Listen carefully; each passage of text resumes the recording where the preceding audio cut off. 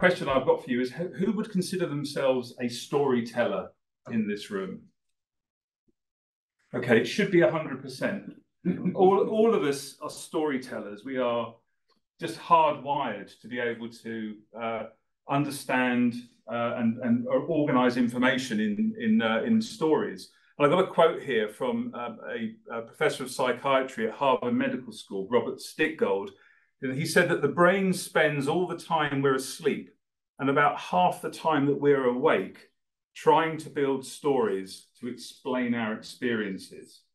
So let that sink in, because that's essentially what's going on when we are just going through the day, being bombarded with untold amounts of information, sensory data, facts, figures, words, etc.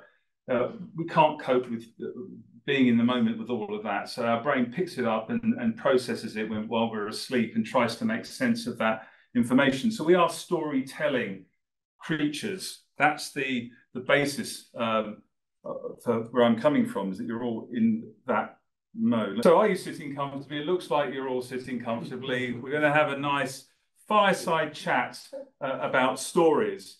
And what I want to do here is just recap quickly the sessions that were put out in the invitation for the session goals for this evening.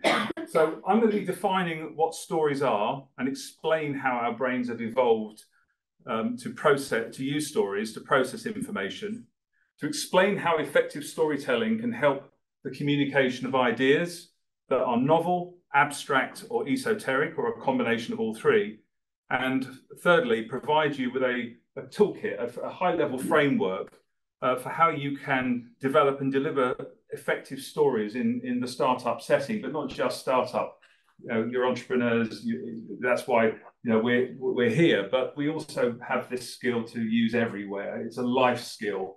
Hopefully, once you start to pick up on what I'm telling you, you might be able to use this elsewhere. So what I'm going to do here is I've got a quick icebreaker exercise. It's nothing too intimidating. So just really by a show of hands, I'd like you to think back in your lives to the first piece of technology that you encountered, or you either owned it, or you had in the house, or you experienced, that you got really excited about. And as soon as you thought of what that is, could you just put your hand up, please? Right, so I've got 5. Keep your hands up, please. I'm going to pick 5 of you. Gentlemen here, could I just take your name, please? Yogesh. Yogesh, could I just take, I'll write your name down because I'll come back to this later on. Could you just tell me what the technology was? Calculator. Okay, so we've got a calculator. Okay. Gentleman at the end there, the glasses. Yes, you. Yeah, it's. I also had a calculator. Could we take your name? John. John. Right. Okay. John. Okay. Paul. Punch card. Punch. Punch card. Okay. Punching cards at punch. Okay. Oh, do you know what? I wrote that down. I was so shocked. For reasons I was actually going to skip that, but I want to talk to you afterwards about that. I'm Jake, and as a theme here, but I had a friend who had a calculator watch. Calculator watch. Okay, so we'll just go with Jake. Okay. Gentleman there. An iPod. An iPod, and your name? Surya. Surya. Okay, so I have 5 of you on here. No, if you need one more. Gentleman there at the end. Dave, can I ask 2 things? One is, it was a germanium diode transistor radio. Right. So can I take your name? Can I take your name? Yeah. Perfect. Right. What was the second thing? You can't see that. Make out the green. This is, well, these are mostly just a memoir for me later, so I don't know if that helps, but this is all I've got, I'm afraid. I'll read them out a bit later. But we have on here Yonesh, John, Jake, Surya, and Ian. Okay, so I'm going to ask 3 of you to think, so just the 5 whose names I've written up there, what was it about those pieces of technology that got you excited? So the first 3 hands that go up from those 5, if you can explain to me, what was it that got you excited? It could do my times table for me. It could do your times table for you. Okay, that's fine.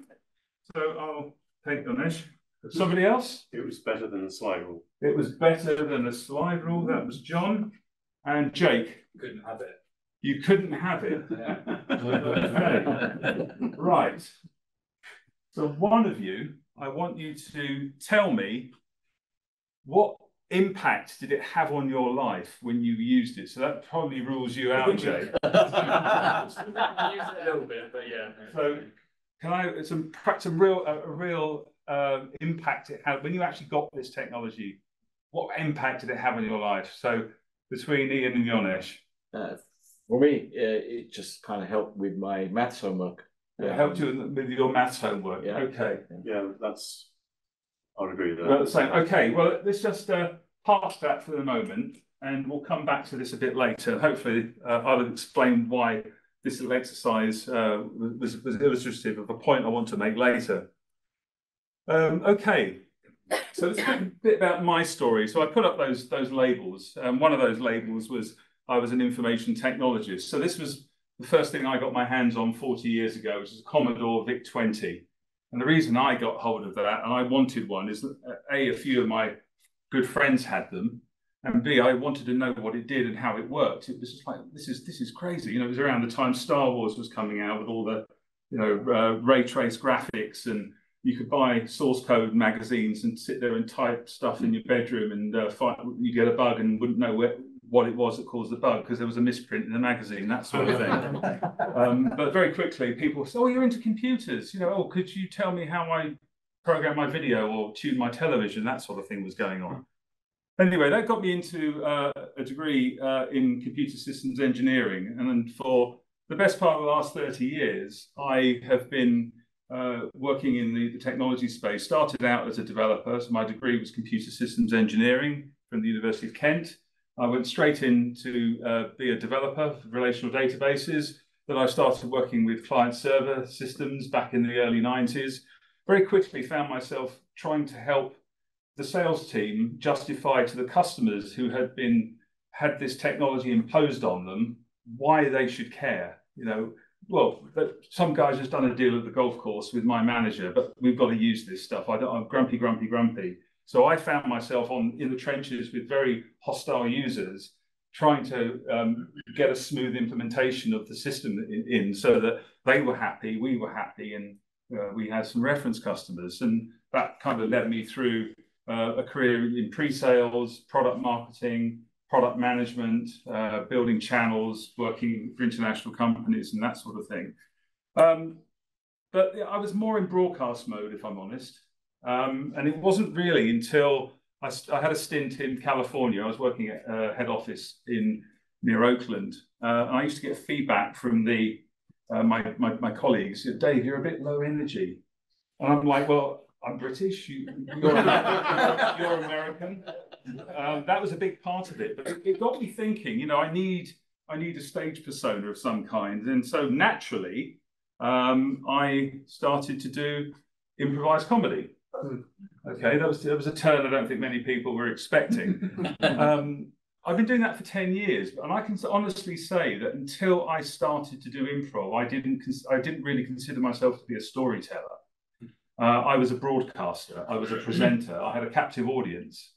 But things for me have really changed. And one thing I noticed when I was doing, and I've been doing improv in many places around the world in that time, is the number of people who are STEM professionals who do improv. And I thought that was really interesting. So I started asking quite a few of them. I was meeting professors, developers, engineers. And a big part of the challenge with a lot of them is that they're kind of gun shy. They have these brilliant ideas, but the minute they get out come out of their heads and in front of people, they get these odd looks, and they can't explain it very well.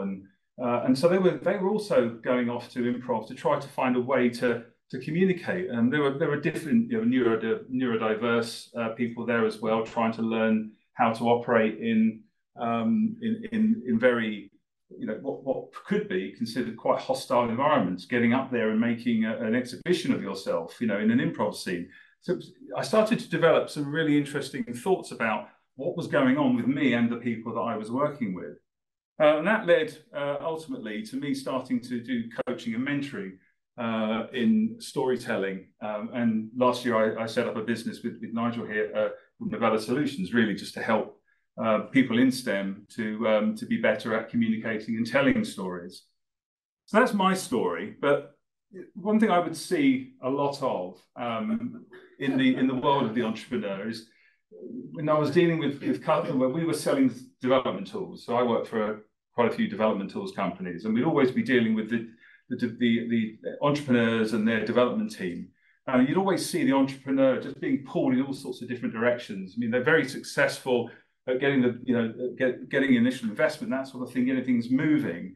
But they often used to sit in the middle of everything, not just the operations of the business, but when it was time to tell the story about the technology. And one thing I noticed is that there was this, I saw it, I used to call it the if you know, you know phenomenon. So if you're an entrepreneur or an engineer and you understand the problem space and you meet somebody with the same problem, you can just talk till the cows come home about that issue. But the minute someone who's not in, it's like going to a dinner party and there's two people talking about Monty Python and you don't know anything about Monty Python, you just don't, you've got no way in. And it's very difficult for those guys to suddenly loop you in a meaningful way. So that's the challenge I used to see with the entrepreneurs, is that they, and as they started to, get more momentum, they block the scale, their own scalability and the scalability of the business, because they didn't know how to take their vision and their idea and give it to somebody else to do it for them. So consequently, they either didn't trust, or they were the person that wasn't being given that trust would go off and tell the story in their way and somehow misrepresent it, and it would all get a little bit uncomfortable. So this challenge I often see with especially fast-growing company environments is how do you get that narrative out so that everybody that needs to have it has got it and can keep it consistent and truthful. And I use truthful in quotes because no one's intentionally being misleading, but sometimes they just don't really understand that they're not representing the technology properly. So some common issues. I've got sort of 4 types of fail, if you like, or faltering when someone's trying to explain a very novel idea in STEM. Is the entrepreneur or the speaker isn't particularly clear to the audience. The audience isn't really sure what's being explained to them for any number of reasons. It's there's a sort of scratching of heads and confusion. The audience just doesn't really what bit's yours and what bit is the bit you're relying on. It's quite common, I think, with things like cloud offerings where the front end is what you're selling, but actually there's a whole stack of things underneath that you're relying on as a business. So what is it that you do that is not already available from other suppliers? Another one is, what problem does it solve? So this is always reminds me of a time when I was working with a really good product marketing guy. And we'd be out there brainstorming about what we could sell. How could we position this in the market? And he said, "Look, you're trying to sell a ceiling wax and a floor polish. You've got to decide which one it is that you are. So pick your target and go after it, and be clear about what the problem is you're solving." A lot of technology, a lot of entrepreneurs I've met and engineers, they don't really know how to do that very well. The customer sits there, or the audience sits there and goes, "Okay, I get it, but why should I care? What does it actually do for me? How are you making my life easier?" And if you can't answer that, then you're lost.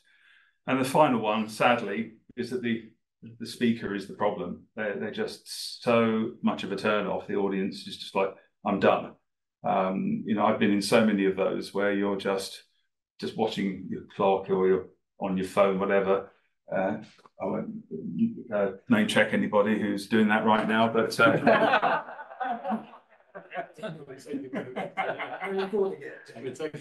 know, because it's all being recorded. I won't say it. Right. So this one, I included this one in the invitation because I thought this was fantastic when I heard him say this, Stephen Fry, is that when you use facts on someone that doesn't understand, it comes across as lecturing. The only way to really get that connection is through storytelling. That's a really important thing to remember. So we're talking about stories, so let's get a definition in of what stories are. So this is straight out of the dictionary. It's very word and narrative heavy, which is about a true or fictitious narrative in prose or verse designed to interest, amuse, or instruct the hearer or reader. But there are so many other ways of telling stories, and anybody that enjoys going to theatre, movies, if you watch Strictly, you hear about, oh, look at the storytelling in that dance or whatever it is you do. There are so many different aspects to storytelling. It's not just the words, it's the intonation, it's the body language, it's the eye contact, it's so on. And, it doesn't, we could set a mood in here. I could dim the lights, put on some appropriate music to really convey a sense of what it is I'm trying to do. So stories are very complicated things, and we're registering them on all of our senses all of the time.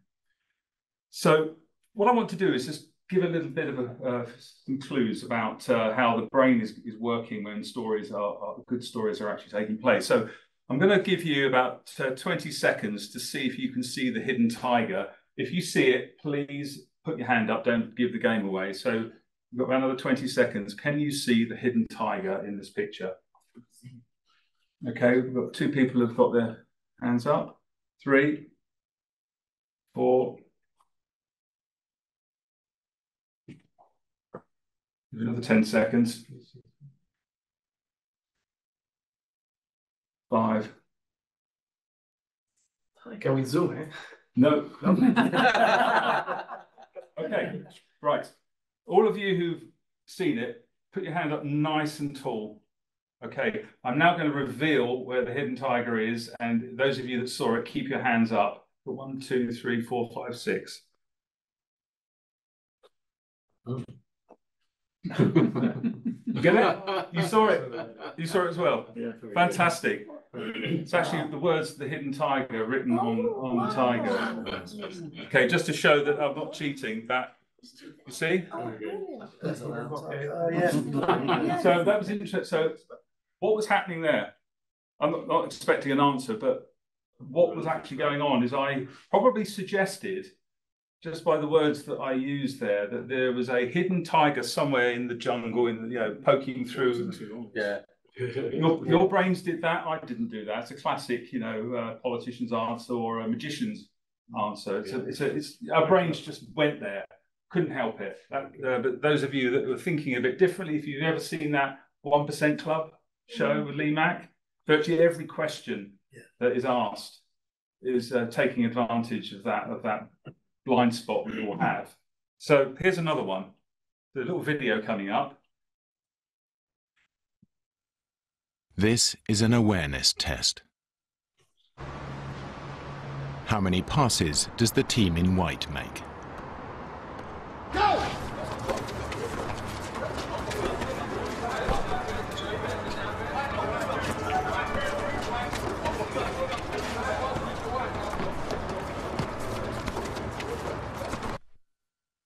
The answer is 13.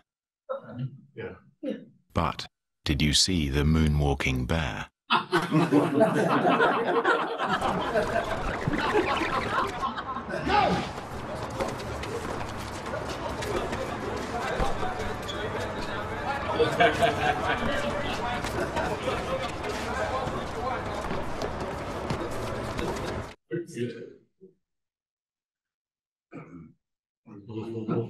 don't know if anyone remembers seeing that. That went out about 15 years ago. It was a London Transport for London safety video, using again a very similar technique. Making a suggestion and consequently just getting us to focus on something and ignoring other things. So what's going on there in our brain? So this is I don't know if any of you have come across a couple of Israeli Nobel Prize-winning psychologists, Daniel Kahneman and Yuval Tversky, I think his name was, Amos Tversky. They developed the science of behavioral economics, where they were trying to work out why is it that supposedly logical human behavior is so irrational in practice. They discovered a whole load of inherent biases that we have. At last count, something like 41 built-in biases that we have that just trigger. And in our brain, we all know this conscious, subconscious idea. Our brains are in 2 states, or there are 2 parts of our brain. The system 1, which is the instinctive always on, alert for danger, alert for things that we're not used to.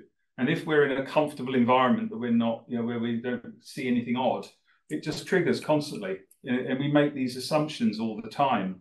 To do something more complicated, to actually think about things, we invoke the system 2, which actually takes over, shuts down all of the, or most of those instinctive parts of our brain so that it can actually do a bit of processing. So I'm going to ask you a question. I don't expect the answer because a lot of you will have probably heard of this question before, but I just want you to be aware of what your instinctive reaction is to this question, what your knee-jerk answer is, okay? So here's the question. So I walk into a sports shop and I'm going to buy a bat and a ball, and the total price is £1.10. If the bat costs £1 more than the ball, how much does the ball cost? So I don't know how many of you have come up with an instinctive reaction to that question, but a lot of people will say, oh, it's £1 and it's £1.10. So it's 10p and the £1. But if it's £1 more than the ball, then it's actually ends up being an incorrect answer. So the correct answer is that the ball is 5p and the bat is £1 and 5p, because you have to engage your system 2 rational thinking to actually do that calculation correctly. If you wrote it down on paper, you would see there's a little formula there you probably have to think about. So our instincts often lead us astray. And I thought this quote from Marcus de Sautoy, who's I think he's a professor in the public understanding of science, one of the Oxbridge colleges, is our system 1 brains often jump to conclusions which are wrong. A good story should try to frame and reframe without triggering these reflexive instincts. So a good magician does it. It talks about, the words, but there's obviously a magician's doing lighting and atmosphere as well to try to get you to focus on something and deflect and distract from something else. So that's essentially, our brains at work. That's storytelling that the magician's doing. And I'm not saying we're here to manipulate and trick people, but these same mechanisms are underpinned what a good story is all about. So here's another video for you. This one goes back about 30 years. So let's see. Again, I want you to sense how you feel as you're watching this video. Just really pay attention to what your perspective is doing as this goes on. An event seen from one point of view gives one impression.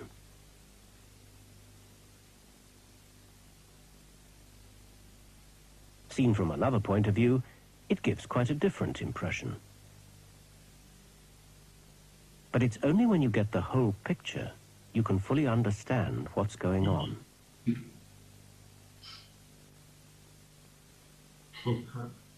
So a few little chuckles of recognition there. You sensed your perceptions, maybe even your prejudices were being poked and pushed around a bit there.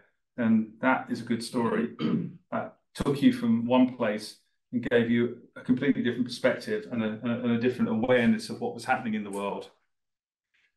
So what's actually happening? This is a quick idea of what the basic structure of a story is that once upon a time, you establish the status quo. You're mapping out what is actually taking place. Come with me, if you will, to this place. You start off with a particular idea of the world you're looking at.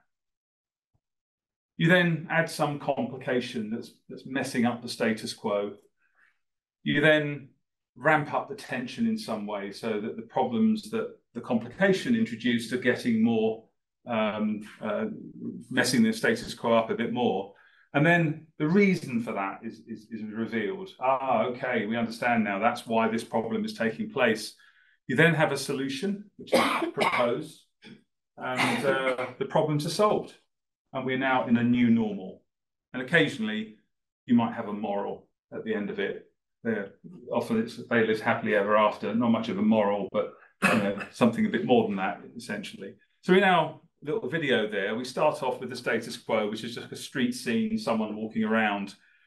We then see our protagonist turn and run. For some reason, there's a complication. He then runs towards a guy in the suit and with the briefcase. So this tension is mounting. And then we see why well, actually, this is more tension. He grabs the briefcase. You might assume there's a robbery about to take place, a mugging. But then all is revealed. We pan out, we see the danger he's actually in, and what this guy is doing is saving him. So he pushes him out of the way, and we now have a new normal. Hopefully, they both went to the pub, and they talked about old times, whatever it was. So that's the basic story structure that we're trying to work with in order to get someone to change their perspective from where they are to where you would like them to be. So what was going on there is what is called in psychology terms as speaker-listener neural coupling. And I'm not going to go into the weeds on this. But this is an example of what's happening with the story there. But I want to go back to the exercise we did at the beginning. So we had 5 people tell us about their first technology experience. So can we remember what Soraya was using? Who remembers what Soraya's exciting technology was? Okay, how many hands? Okay, 4. Okay, I want to ask you for the answers to this. Who remembers what Jake's exciting technology? You. John, do you remember what John was using? About half the room. Yanesh? About half the room. Okay, and Ian, do we remember what Ian was using? About a third. Okay, so all 5 gave us their technology. So I then asked 3 of them for a bit more information. So what I'm going to do now is actually just going to ask you, Yanesh went all the way through and told us about what difference it made to his life. What was Yanesh using? What was his exciting technology? Someone just call it out. Calculator. So nearly all of you called out calculator there. What about Jake? Only a couple of you there. John? Calculator, you thought punch card. And Ian? Ian's was the watch. So I've never done this exercise before. I was hoping it would work, and I think it has, because what we basically demonstrated is we had 5 facts at the beginning, and most of you couldn't remember those facts. Remember the names? That's why I wrote the names of the people down. But at the end, we got to Yanesh. A very large number of you remembered Yanesh's story. Yeah. Because he had a story. It wasn't just facts. We got an experience from Yanesh. We were able to relate to the fact he had the calculator. It helped him do his maths homework, and it helped him towards his A-levels, etc. So we've actually had a relatable story with Yanesh there that we can now recall much more easily than we did with all just the list of facts that we had going on. And that's basically at the heart of what this speaker-listener neural coupling is to actually have that experience going on between the storyteller and the listener. You have to have a relatable protagonist. You need to have that somehow connection, so a bit of empathy. With relatable experiences, a very simple plot, and also careful framing. And that is essentially what the Guardian ad did very, very well. And it conveyed a little moral there that you don't just judge things by, as you first see them, take some time to see the whole picture. So that's what we're trying to get to when we are doing our storytelling. So let's talk about our technology and our businesses, ourselves, because if you're going out for investment, you've got to talk about yourself as well. You're as much of interest to the investors and the customers, particularly as a young entrepreneur, young company, as your ideas are. This is one of my favourite Larson cartoons. It's the if we pull this off, we'll eat like kings. It says at the bottom there. And I've met so many people that have they've just invented the next best thing. It's incredible. And I'm looking at it and thinking, are you sure about that? Are you really sure about that? But that's a story that they tell themselves. And this is a quote from Terry Pratchett, is that the first draft is just you telling yourself the story. So how do you get your vision, which to you, that might be, there's nothing wrong with that. You see it so vividly. Why can't anyone else? But how do you get that into a state that other people will go, you know what, I've got this. Yeah, I see what you're saying. The light that, passion and evangelical nature of your idea and your vision, you need to pass that around to your staff, to your significant others, because they've got to put up with this while you're bringing stuff to market. your investors and so forth, and your customers. Or potentially what you might have is an idea that's perhaps a little premature and needs more work. So this is a really important step, is converting this into a transferable story. So I'm going to talk through 4 basic steps of what makes a good story. We talked about the plot. That's not, that's just part of it. The first, and by the way, these images I've used Stable Diffusion, the AI, just a bit of cheating. So this is a bit of AI bias going on here. When I asked it to just show me a stereotypical protagonist of a venture, this is what it came up with. So we need a protagonist whose qualities and everything about them is clearly is clear. It's clearly defined. So and this, I make no excuses for how this flips into if you're reading a novel or a story of any kind, because we are going to be relying very much on those sorts of ideas. So we need a protagonist whose essence is clearly defined. We need to give that protagonist a clear purpose.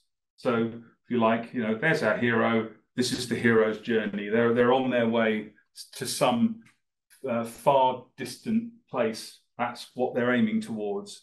And those two things together should give you a sense of what this hero is about, what we can expect from that hero. We then need to have a way of informing different audiences in an appropriate way. These are just 4 different versions of the same concept. So we've got essentially a different version or a different packaging of the story for different audiences, if you like. So we need to be prepared to tailor our story in different ways, depending on who we're communicating it for. And finally, sorry everybody, the storyteller has got to be able to communicate this well. If you are probably the most important part of this story, of delivering the story, is that you can actually do it properly. Okay, you can't just read it off a sheet and stand up here, read off a sheet. That isn't going to work. You have to be able to engage. So those are the 4 steps you need for a good story. So let's look into that in a bit more detail. So how do you get the essence of your protagonist? So for protagonists, read your business, your solution, your service, if that's what you're selling. So you need to distill this in a way that makes sense. And what I advise people is that you've got to get this out of your head into a form that others can use. So it's the classic, person in the pub, guy on the bus kind of conversation. Oh, what do you do? What does your business do? You need to be able to say it really clearly in a short period of time. So the first thing is, what is it? So this is essentially a very crisp, standalone description, functional description. No hype, no, it's the biggest thing or it's the best of that. It's very clearly it is a piece of software that does this. It uses these capabilities and these interfaces in order to deliver what it does. So you need to be able to explain it in a way that someone of average intelligence can understand. Use jargon-free plain language, and don't regurgitate explanations or definitions that your technology or your offer is relying upon. So, for example, I mentioned earlier, if you're doing I have an example later of a cloud service.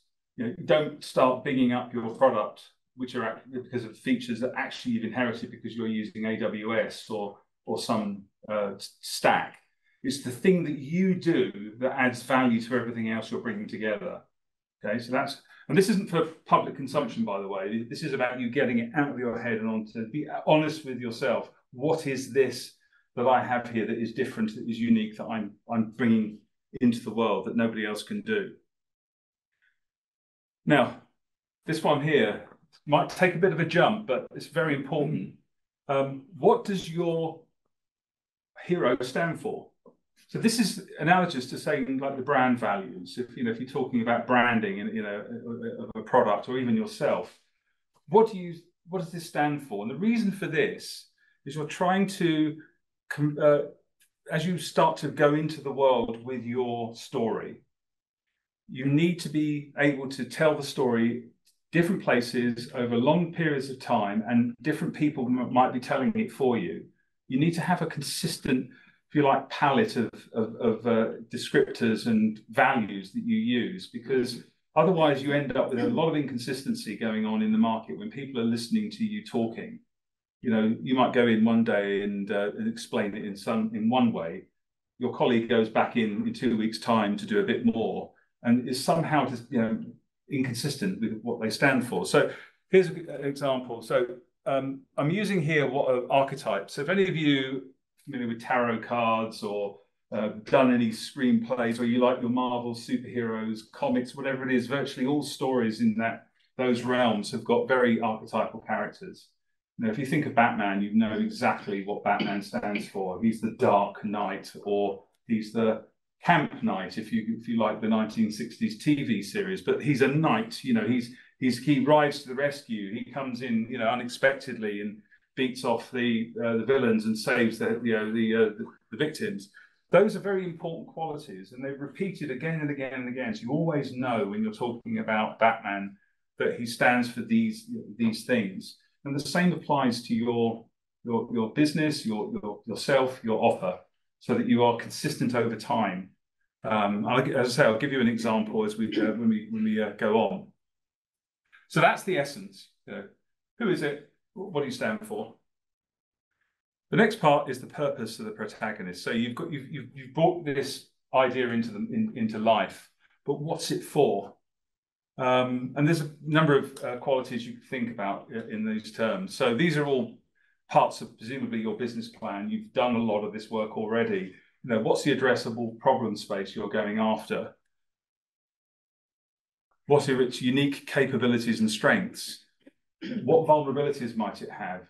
You know, who are the competition, for example, and that's under adversaries, but also where are your weak points? These are all part of the standard business process, business planning process. What's your long-term vision and goal? Because the minute you get out there, I mean, obviously, if you're going into the market for the first time, you know, you're often not really sure who your first customers are. But once you start to get some traction, you are going to be moving into a marketplace, and people are going to want to know, okay, well, if I invest in this, where are you going to be in 3 years' time? Classic question. You need to know roughly where where you're going to be, what your plans are, so that people know, well, if I go on this journey with you for 3 years, you're going in the same way that I'm going. That's the stuff that's really important to define. And I think of these, the essence and the purpose, very much like those of you involved in maths, it's like a vector. You've got an origin point and you've got a direction and a speed. That's essentially what you're doing with these first two steps, is where am I starting from, where am I going, and what's the trajectory that I'm going on? And that gives people that you're talking to a very clear understanding of of where you want to take the business. Okay, it's quite hard to do if you've never done this before and you're trying to share this with your with investors and potential new colleagues.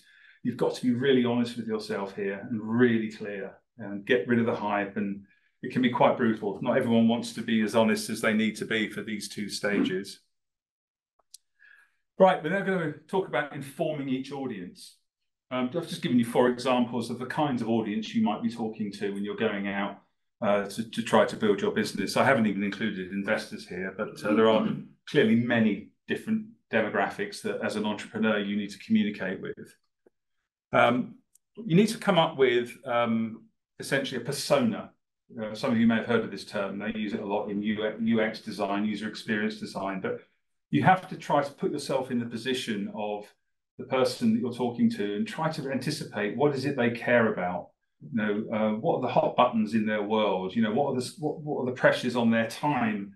What are the politics perhaps that they might be thinking about? Are there any larger issues going on in their business that I need to be aware of? Do that homework before you go in and come up with some relatable arguments that you can give. That's essentially covered that point with audience specific considerations. Gen up on the level of language and terminology that they're going to have. Some of them might not understand the way you want to talk to them. You need to find a way, even if it's just English. You know, find a lingua franca, some way of common denominator of language that you know that they will understand for you. and try to get a foundational knowledge of the subject that you are talking to them about. Because again, I've seen this too many times. You know, I've got a cool tool, but I can't explain it to the person I want to use it because they don't really understand what I'm saying. Okay, now let's go on to the storyteller. So the storyteller, in my mind, and some of this, as I said, you know, I only really kind of penny only dropped for me about 10 years ago after doing the improv experience. The storyteller is a facilitator. You know, you've got to make sure that the room's following you.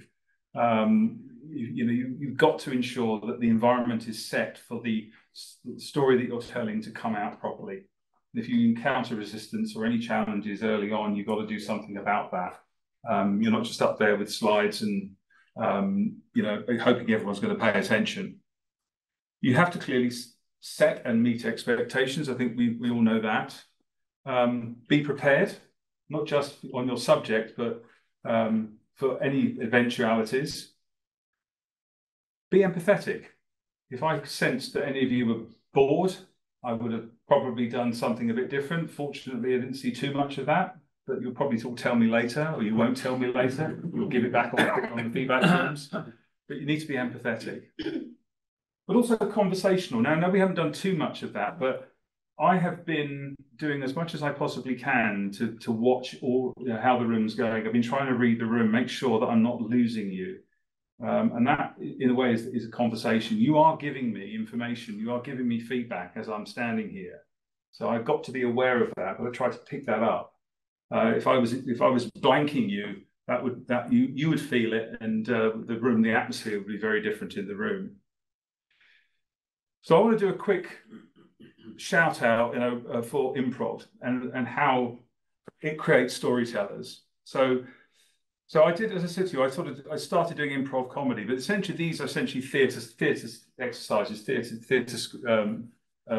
for actors, but they've gone into a much more of a life skill type of business now. There's a lot of improv classes all over the place. But what improv effectively is a safe play space for you to try out different ideas and different relationships, different representations of you. You can actually just go out there and be who you want to be, just be daft, you know, play characters, just learn what it's like to be someone that you're not, because we're all so used to being buttoned down in the workplace, you know, being, you know, in fact, one of the things I was going to do, because I didn't actually, so few of you, I don't think any of you got ties on, one tie, two ties. I've got to be empathetic here. Let's get rid of the tie, and I completely forgot to take the tie off. just because you've got to be adaptable, and learning how to change your energy and persona depending on the room is quite important. It's a great place to try it out. It's a team sport, improv. You're part of a team. You're being creative. You're solving problems. You're doing daft things, really, but it's really just trying to get you used to failing in a very quick and risk-free way. And the thing about improv is it really is about being able to just go and make a fool of yourself without anyone judging you and everyone supporting you and celebrating the fact that you made a decision. It didn't work, but what the hell? You know, we hear Elon Musk talking about the rapid, unscheduled disassembly of his rockets and the failing fast culture. My time in Silicon Valley, it's everywhere. You know, it's a big part of the entrepreneurship culture. It's certainly the States. I don't know what you all feel about it in the UK. It's better than it used to be, but being able to take risks is, I think, is a really important part of being in business. And it exercises all aspects of our communication capabilities, so you get a full rounding. And the upshot is it helps you build empathy and active listening, because you're spending time not just watching what your on-stage partners are doing, but you're also, if you're playing to an audience, you're aware of what's working and what's not. So you pick up skills there.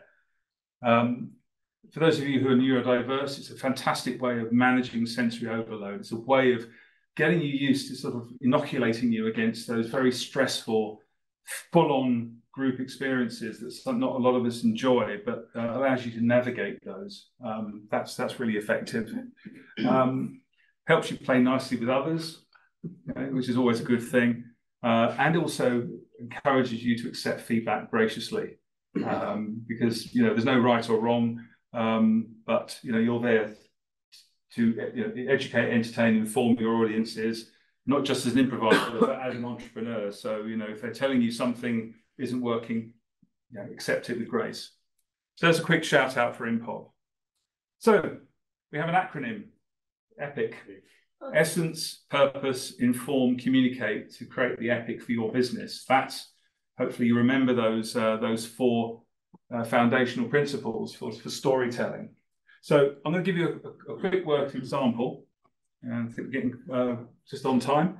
I've made up this, I have some tools I've come across, so I've just come up with this kind of generic idea of an online helper called hackmate.ai, which is, it gives you a piece of working source code in response to asking a English language statement, giving it an English language statement of a problem you're trying to solve.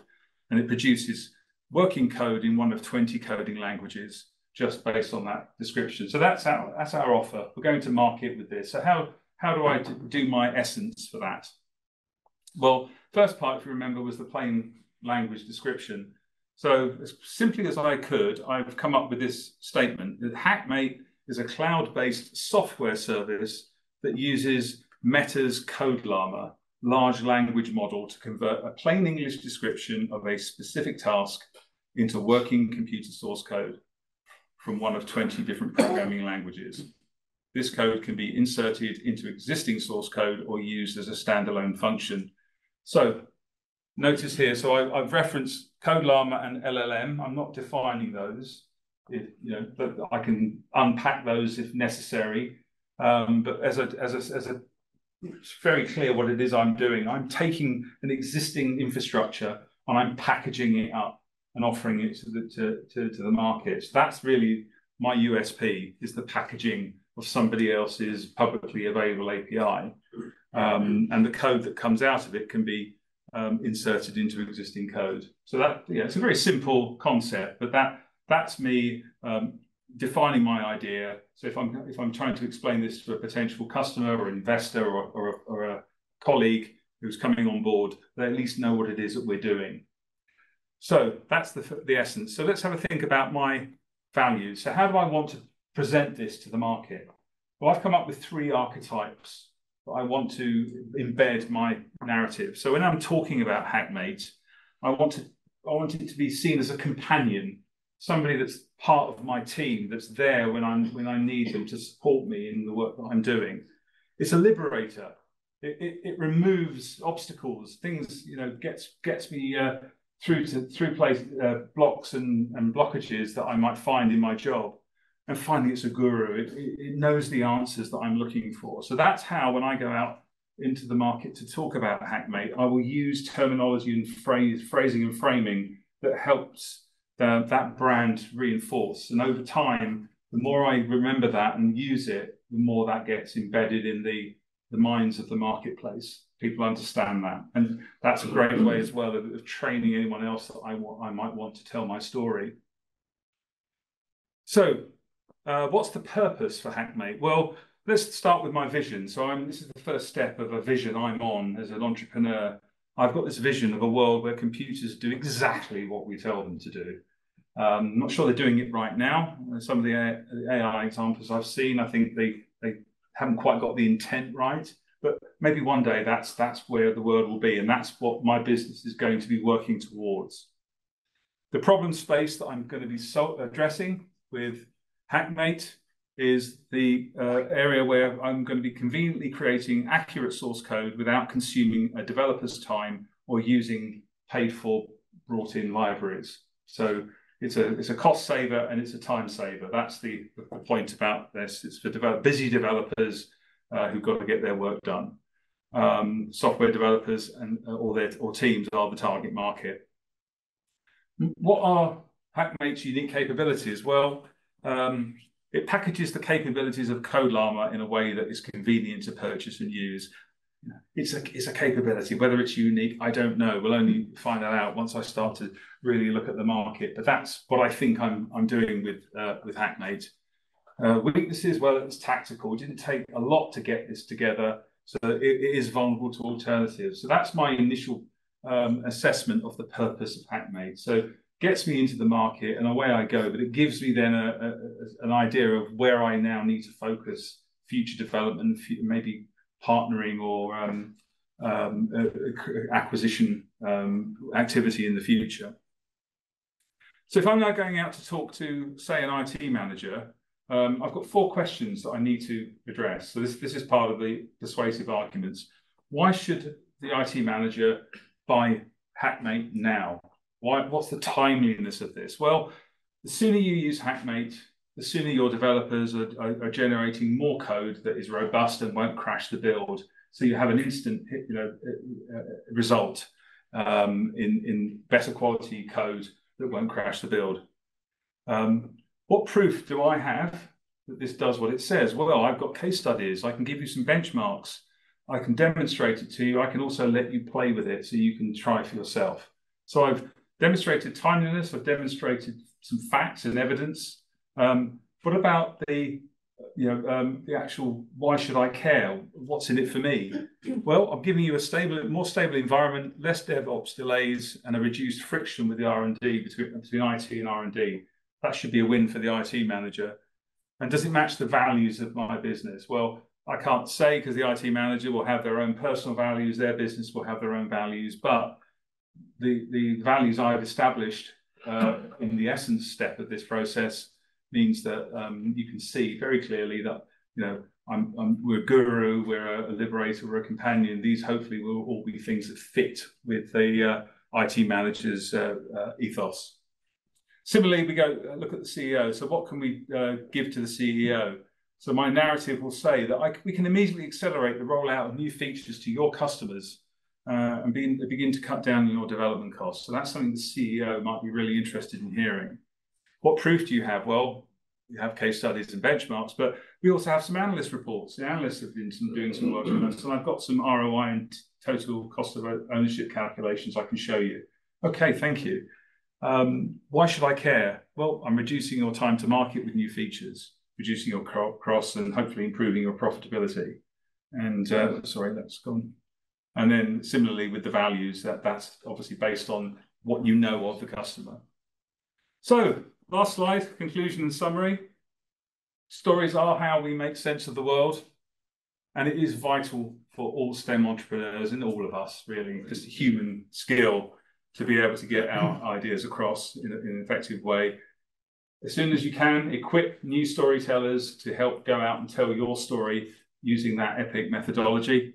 And if you want to learn a bit more, on my website, I've got some blogs and mailing list if you want to find out a bit more. There's a bunch of blogs. I put one up a month just on the whole thing on storytelling. And that's it from me. So I feel like I rattled through at the end there, but thank you very much indeed for your attention. And can I take questions now, I guess? Does anyone have any questions? Any questions today? Yes, sir. It's a bit of a composite one. It's about resistance against new ideas, right? And who thought that anybody would want an iPhone, for example, right? And it just came into the market, absolutely. I'm sure there's a lot of resistance, right? Yeah. Against it.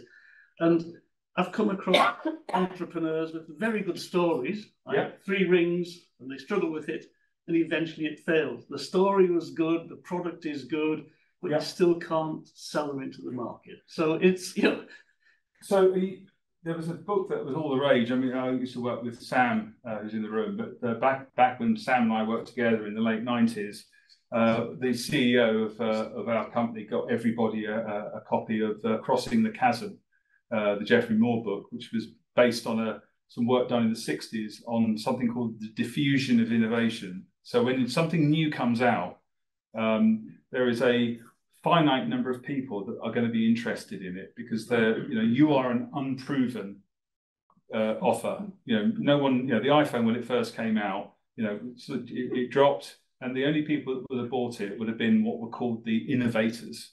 15, I think it's about 7 or 8% potential of the addressable market are willing to take a risk on something new and untested that's expensive, that nobody else has got, because they want to be different. They're willing to give it a go.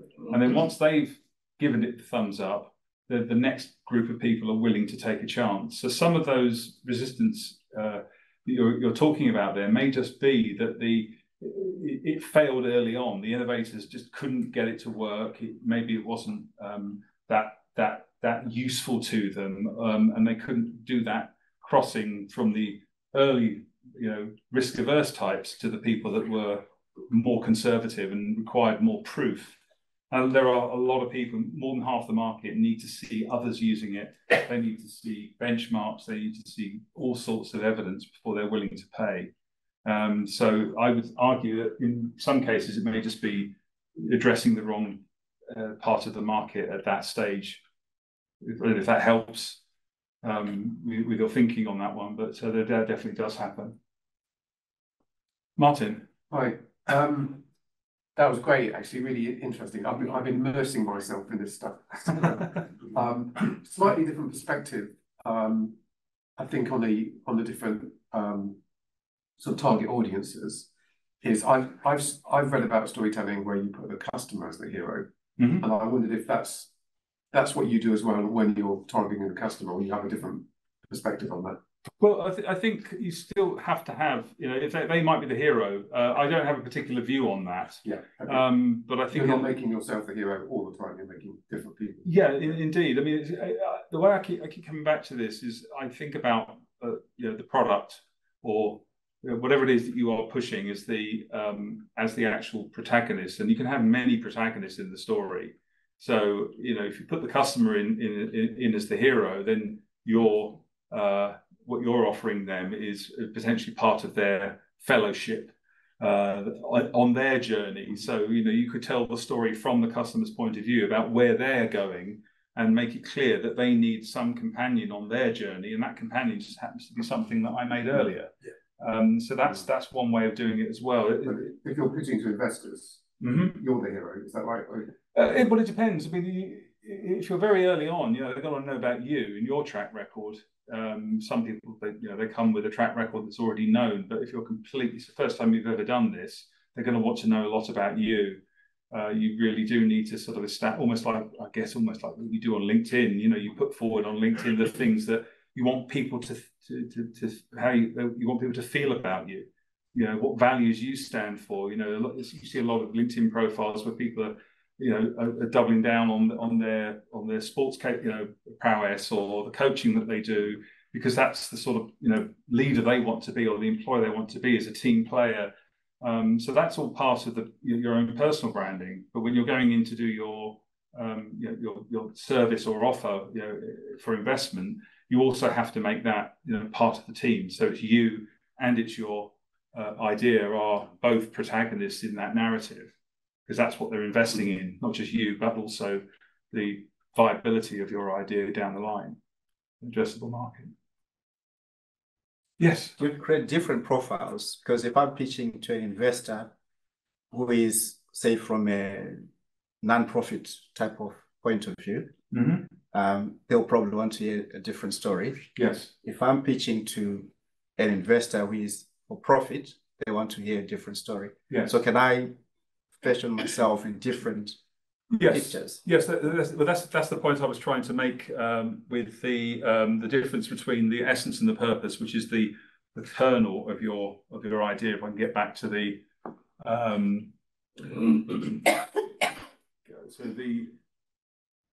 so you isolate the non the immutable pieces of your idea. So what it does never changes. What you stand for, what it stands for, should never change. Those things are always the same. But when you're then presenting to the different audiences that you're speaking to, so we had here a range of different profiles. So what each of these wants to hear. So this could equally be a commercial company, or it could be a non-profit. As long as you're consistent about your functionality and essential capability and values, then you can adapt your narrative to meet the needs of that audience. As long as you're not being inconsistent, in the marketplace. So what you don't want to be doing is saying one thing to the non-profit that is completely incompatible to what you said in the profit, the for-profit company, because that will come back to you. I was reading about OpenAI and the Elon Musk story, where they pitched to him as a non-profit type of scenario. They probably went to Microsoft in a for-profit type of scenario.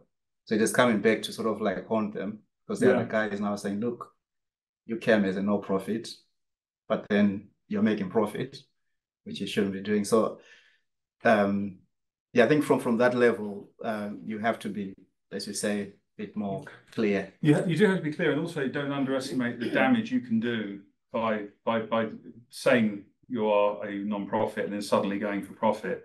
A company I work for that was very big in open source, so it actually gave a lot of its technology open source, but had a commercial offer. It didn't sit well with a lot of people, but we were very consistent about the, if you are building open source, you can use our product for free. But the minute you start to try to close your source so that other people can't see it, we will charge you. And we were very, very consistent. But a lot of people really struggle with what they perceive as those inconsistencies. You do have to be very, very careful about that. Very clear. Anybody got a final question? Yes.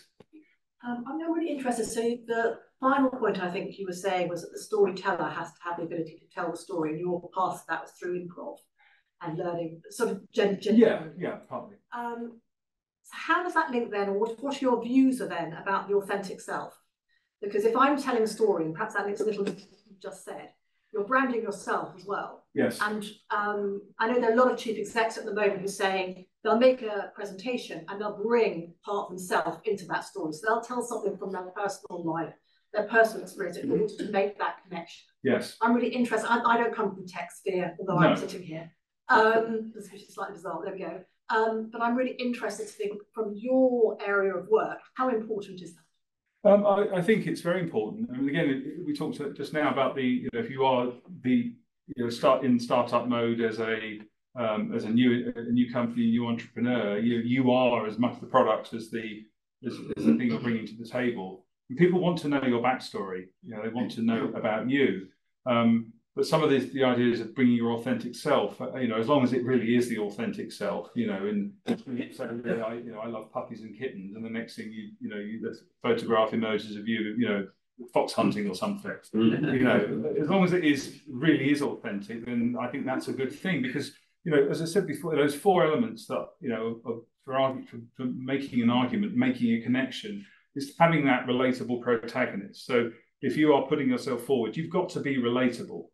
If you are looking for that authenticity, you've got to find a way to make that connection with people. And I think that's some of the geniuses of some really good business leaders, is that they're very successful, but they put tuck their shirt into their pants or whatever it is they do, and they're honest about it. They're seen to be as ordinary as everybody else, and you can relate to them. And that's really important, that you have that relatability, as long as it's not artificial. That's the crucial bit, because you will get found out.